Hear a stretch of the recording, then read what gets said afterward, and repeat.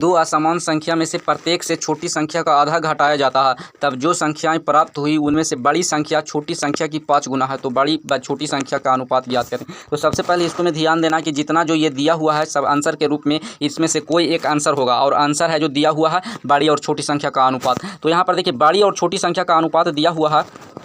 अब ये अनुपात वैल्यू है, तो यहाँ कोई भी ऑप्शन इस तरीका के क्वेश्चन होता है जिसको हम ऑप्शन से भी बना सकते हैं और एक्स वाई भी मान के बना सकते हैं, लेकिन ऑप्शन से बनाना ही आसान होगा। तो यहाँ देखिए ऑप्शन किसी को भी उठा सकते हैं बनाने के लिए, तो हम ऑप्शन सी को उठा रहे हैं। तो यहाँ पर देखिए दो कह रहा दो असमान संख्या, तो असमान संख्या मतलब एक 2 हुआ तो एक 5 हुआ, दोनों में किसी तरीका का सिमिलरिटी नहीं है, मतलब दोनों अलग अलग है, जो इसका मतलब हो गया। अब देखिए यहाँ पर कह रहा कि दो असमान संख्या, तो दो असमान संख्या ये दोनों असमान दिख रहा, 3 और 1 है। कह रहा प्रत्येक संख्या से छोटी संख्या का आधा, तो देखिए एक 3 है और एक 1 है, तो प्रत्येक संख्या मतलब दो संख्या है, एक ई है एक 3 है और एक 1 है। तो ये दोनों में से कह रहा है कि छोटी संख्या का आधा घटाना है। तो छोटी संख्या 1 है, इसका आधा घटाना है, मतलब आधा मतलब 1/2 हो जाएगा इसका। तो 1/2 है जो दोनों में से घटाना है, तो दोनों में से घटा देते हैं। तो 1/2 घटाएंगे 3 में से, तो कितना हो जाएगा, 3 में से 1/2 घटाएंगे तो ये हो जाएगा 2.5। 2.5 को हम 5/2 लिख सकते हैं, तो 5/2 लिख दिए, अनुपात लिख देते हैं।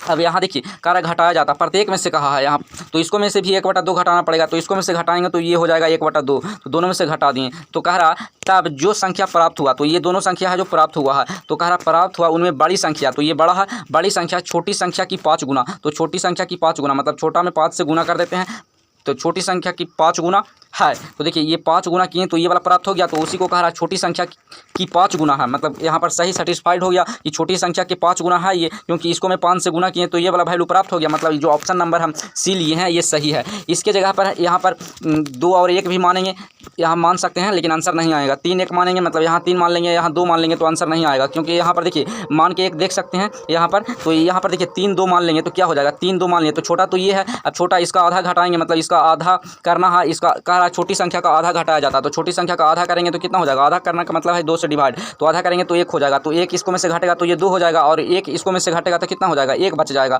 अब इस तरीका से हो गया। यहाँ कह रहा तब संख्याएं प्राप्त हुआ, तो प्राप्त हुआ ये 2 और 1 प्राप्त हुआ, तो कह रहा बड़ी संख्या, तो बड़ी संख्या ये है, कह रहा छोटी संख्या की 5 गुना, तो छोटी संख्या की 5 गुना है, इसको 5 गुना किए तो ये 5 हो गया, और ये 2 ये है, तो दोनों सेटिस्फाई नहीं कर रहा, मतलब ये जो ऑप्शन नंबर बी है जो ये गलत है। इस तरीका से मतलब इसका सही आंसर है जो ऑप्शन नंबर सी ही सिर्फ होगा। इस तरीका से जल्दी जल्दी चेक कर सकते हैं, या तो एक्स और वाई मान लेंगे, दो असमान संख्या, एक को एक्स मान लेंगे, एक को वाई मान लेंगे, और ये किसी एक को छोटा मान लेंगे, मतलब एक बड़ा मान लेंगे तो एक को छोटा, और छोटे संख्या को आधा करेंगे, मतलब 2 से डिवाइड कर देंगे। अब फिर घटा उठा के देख लेंगे, फिर आएगा आंसर जो हो जाएगा।